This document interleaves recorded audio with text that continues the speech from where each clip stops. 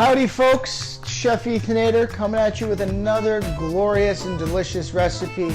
Today it's going to be bread pudding. Ooh, bread pudding. It's delicious, it's made with bread, it's made with bananas, and it's got a nice custard to go with it. So let me pull you in to my hand and let's go over this ingredients list we have here. Alright, so today we have some cinnamon, sugar, sweet and low, some heavy whipping cream, some whole milk or reduced fat milk, depends. I really like the whole milk, that's just my personal preference, but if you do that reduced fat, no one's judging that. You're also going to want some bread, because bread is delicious in bread pudding, otherwise it'd just be called banana pudding, and let's be honest, some bread is a little bit better in a pudding. And of course, bananas! Just 2 bananas in the entire recipe. No, I'm kidding. You want to get a nice little bunch of bananas. You know, small bunch is good, or you want to get a large bunch, you can get those large bunch. 5 bananas, you can get the small ones that come with like 8. I don't know, it's up to you. But, like I said, I will see you into the mixing bowl. First things first, to get any bread pudding good, you need 2 eggs. So I have 2 jumbo white eggs. You're going to crack them in like so. Boom, boom. You are then going to lightly whisk those eggs, and once they are lightly whisked, you are now entering the cream zone. To be more precise with that cream, you're going to add roughly 1 cup of heavy cream, pour it in, and whisk. Then you are going to add a couple of sprinkles or a few shakes or whatever you call of cinnamon. Whisk again. Add your 2 packets of sweet and low, and you guys guessed it, whisk again. Taste for sweetness, if it needs some more, you know, add your sugar, and mine did, so I'm going to add roughly 1/4 of a cup of sugar. Next, what you're going to do is you're going to take about 2 tablespoons of unsalted room temperature butter and put it in a mug and microwave it to melt it for roughly 30 seconds. And while that is microwaving, add about 1/8 of a cup of whole milk, and, ladies and gentlemen, mix again.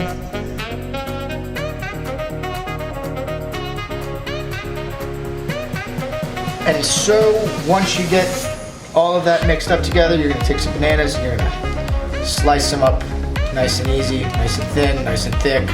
It's good to have oblong and very variant pieces. You just peel a banana like you would normally. Alright, so once all of your bananas and stuff have been sliced very well, you're going to want to take your bread out, and you're going to want to save that first little piece for yourself. Yummy.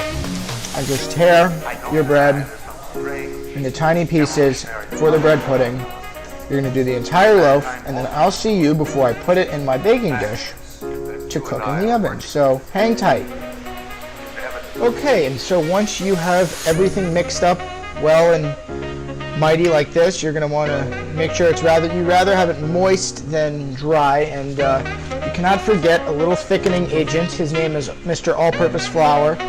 You're going to do roughly 3 or 4 tablespoons of flour in there, maybe a little less depending on how big your teaspoons and or tablespoons are.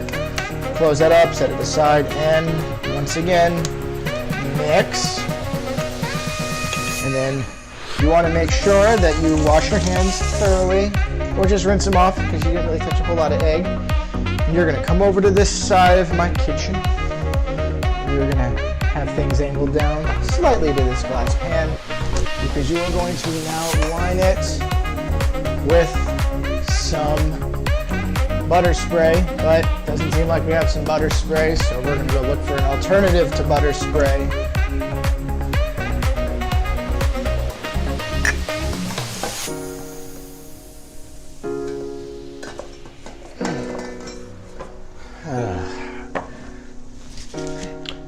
Some coconut oil spray, so that's going to be good.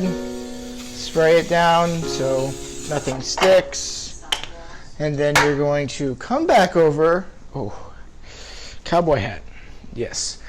And you're going to now come back over and You are going to now pour your delicious bread pudding into your baking tray sheet dish thing. And then you are going to put your dishes away in the sink like so. Rinse them off a little bit, and then from there shake it out a little bit so it evens out on top.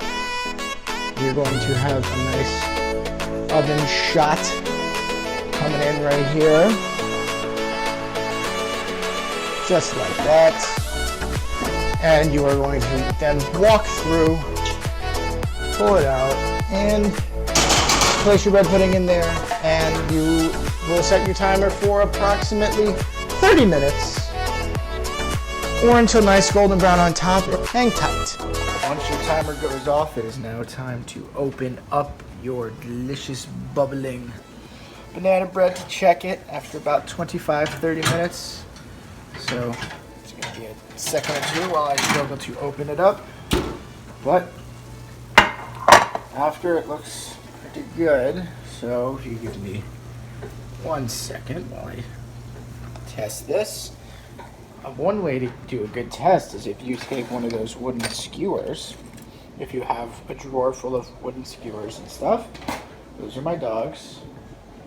That one's Rue, that one's Gumbo. Hi guys, I'm making some banana bread pudding. Okay, so now you're gonna go check it. Just put it in and pull it out. If it comes out pretty clean, then your banana bread pudding is fantastically complete. Now, there's just one more thing we'll do, but we'll do that after we eat dinner. So I'll see you guys after I eat dinner. Hey guys, it's Chef Ethan in the editing room, and I just want to say my apologies. I did get my cooking times mixed up. The bread pudding is actually supposed to cook for about 45 to 50 minutes in the oven at 375 degrees. And then when that timer goes off, you turn the oven off, but you let it sit in there until, the hour is totally complete. My apologies. I hope that didn't affect anything on the outcome of your all's banana bread pudding. Alright, let's get to the rest of the video.